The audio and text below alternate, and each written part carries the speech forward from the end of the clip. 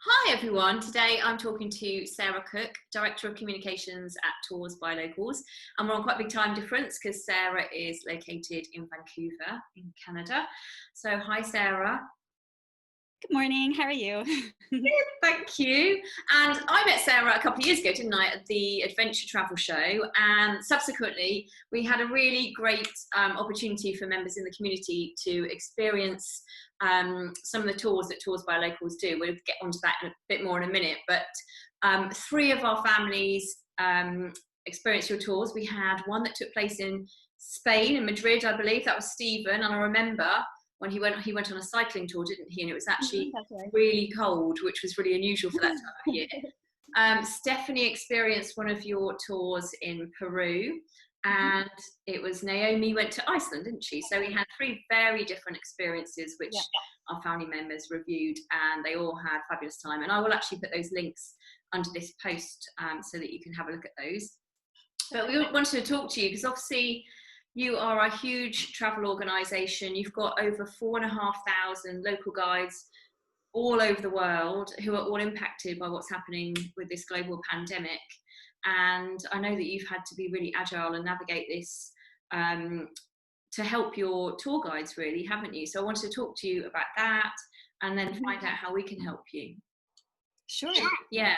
So tell us about what you're doing actually, and maybe a little bit more background about why you're different from anyone else in your marketplace.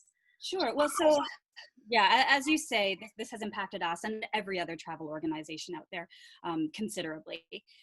Our biggest concern at Tours by Locals right now is our local guides, because these are people who depend on tourism, who depend on people traveling to their destinations and spending time with a local exploring, and nobody's doing that right now. So our first priority was actually providing some sort of financial aid to these guides that we work with. So as you mentioned, we've got over 4,000 of them, just over 4,500. They're in 167 different countries. So we actually, as a team, we spent a couple weeks reaching out to every single one of our guides via telephone to figure out just who needed help the most.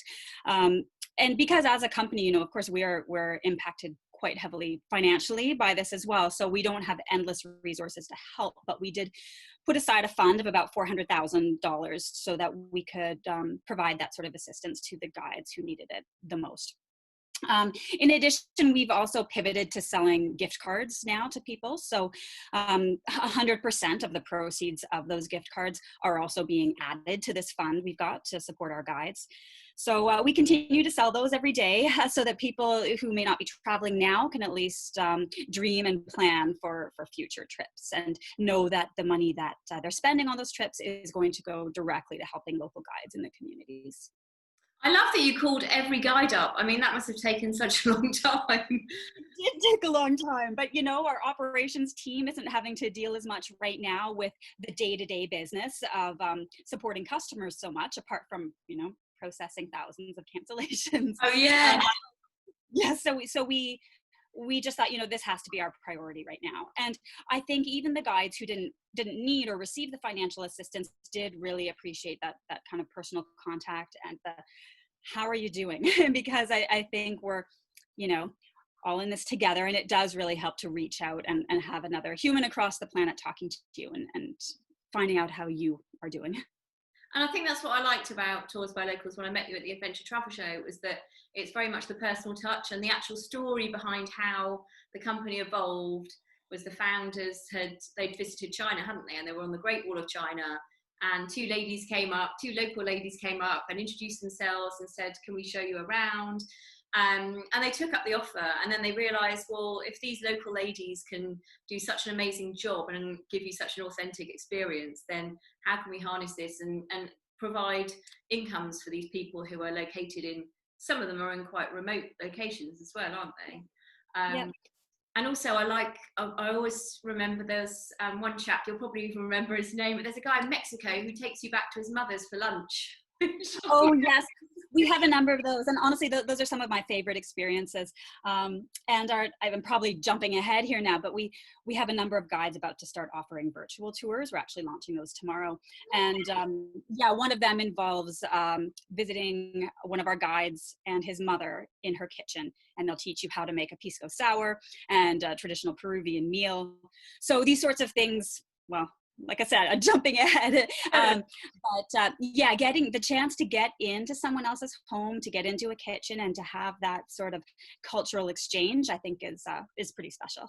Yeah, and I think that's why I liked it as well for the Our Try Travels community, because we tend to look for more authentic experiences and a bit more off the beaten track, and try and mix with sort of local communities and people. And so that's one thing that I really like about your opportunities, that you can actually do that, and also that they're private tours, aren't they? So you can just go with your own family without having to worry about a huge number of other people. So you can travel at your own pace. Yes, and that I think you know, in the coming months and years, perhaps as well, this is going to be something that people are looking for, right? To avoid large groups, avoid large crowds, and have that sort of safety and security of just traveling with the people that you know. Yeah, that's very true, actually. So if people buy one of your travel vouchers to use in the future, how long will they? How long have they got to use them? Oh, they don't expire, so anytime. Yeah, that's great. Wow. But 100% of the money that is spent will go to the tour guide fund.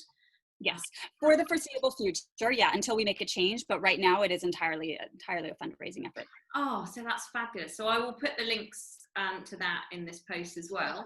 And then you mentioned the virtual tours. Tell us a little bit more about those. They sound fun. Yeah, so I think I said tomorrow, but actually I believe they're launching today, likely tomorrow your time. We'll see.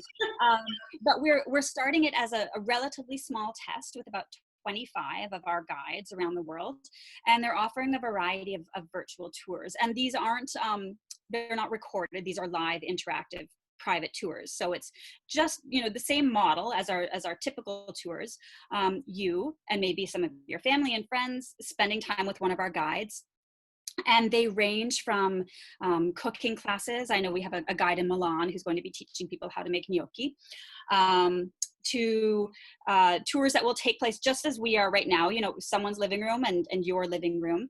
And the guide will share visuals and short videos and just give you kind of an orientation to wherever it is that they live. And then we have some in places where the guides are able to get out and walk around or drive around. They're out with a camera, and yeah, it's kind of like you're with them and you're exploring on a walking tour, except you didn't get on a plane. So we have these all over Europe, South America, and North America right now. That's fabulous. So you have been very busy behind the scenes, obviously, yes. sorting this out. I mean, it's great, isn't it? But I mean, that you've been able to harness that and use technology to be able to offer people, you know, an experience still from their living room. So also really good for homeschooling opportunities. We were going to reach out to schools a little bit because we thought, hey, you know, maybe this is an idea, maybe something that teachers can offer too. Yeah, it would be great. In fact, yeah, I'm sure there's an opportunity there actually to partner with some schools with those as well, and then they can, you know, record it or share it out to their pupils if they've paid for the tour. And from a personal level, what positives can you derive from this? Because I know, speaking to other people, it's been an opportunity just to slow down a little bit, or maybe to focus on areas of the business that you have had on hold because normally you're too crazily busy. Have you had any opportunities from this? Well, we're thinking that once things slowly resume again in terms of travel, couple things will happen. First, we do sell a lot of tours to North Americans. So we're thinking when the market starts, likely people are just going to be traveling domestically. So we've been focusing a lot of our recruitment efforts on finding tours in smaller places across the US and Canada. You know, we're not sure whether New York, for instance, or San Francisco, big cities, may not be the first choice of destination for a lot of people right now. Places like national parks, maybe, smaller cities. So we're trying to infill those areas. And then looking a little bit further into the future, our hope is that maybe these problems of over tourism and overcrowding in some cities perhaps we can start spreading travelers out a little bit. Maybe people will be more of a mentality of, maybe Paris isn't the right place for me right now. Maybe I want to look at a smaller city in France. And extrapolate that to the rest of the world. So we're trying to find guides in more remote areas, in countries where we didn't have a presence before. Our recruiters have been very busy looking at those more off the beaten track destinations and trying to really add more value there with the sorts of places people may not have thought to visit before, but might look at with fresh eyes after the pandemic. Actually, interestingly enough, I asked a question in the community yesterday about that, would you still visit a busy populated area, or would you be more inclined to go somewhere quieter? Actually, it's about 50-50 at the moment. Some people were saying actually the next couple of years they would definitely focus on somewhere that's smaller rather than go directly to a big city. Some people, obviously the other half are happy just to continue as they are. So, but that's interesting. I think that over half of people will look for smaller, quieter places. It's quite interesting. I spend a lot of time. I mean, personally, I enjoy your travel group, and I will contribute it to sometimes to it just as myself. I also find it very interesting to just to watch and listen and see what people are saying, what their mindset is. So I follow your group. I follow a couple others as well, and I've got to say yours is more adventurous than the average travel group for sure. A lot of these other groups I'm seeing right now, it's the overriding sentiment is fear and caution. And not to say that the travelers in your group are not are uncautious. I don't think that's the case at all, but they're perhaps a bit more open-minded and looking for safe ways to do things. Yeah. Whereas a lot of other people are just shutting it down for a little bit. Oh yeah. I definitely think we are quite an adventurous bunch. I like the way it's sort of cultivated that feeling in the group.